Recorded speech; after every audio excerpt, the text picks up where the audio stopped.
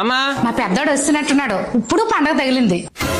ఆ గెడ్డమేటి ఆ ఓటమేటి ఏటో అలాగైపోయావు. తిండే తినట్లేదా? తర్వాత తీరిగా దొబ్బులు ఎదిగాను గానీ ముందు దిష్టి ఒళ్ళంతా పులిసిపోయింది నాకు. ఎంతమంది కోళ్ళు పడ్డాయో మొత్తం దిష్టి పోవాలా. ఇదిగో అమ్మ తిను.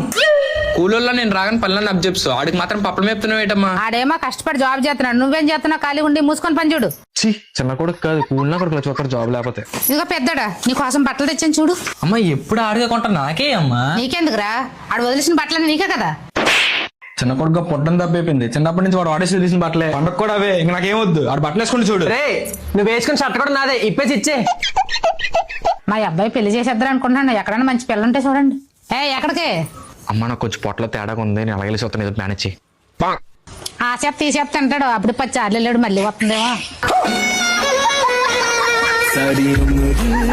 రే చెన్నైలారా. ఎందుకు మీ పెద్దోడు ఎక్కువ కదా నీకు ఆడొస్తాను పండగ అన్నావు. నేను రానెళ్ళి మూసుకుని రారా నీ కూడా చూపిస్తాను. ఇది అమ్మ ఫోను ఒకసారి చూడు.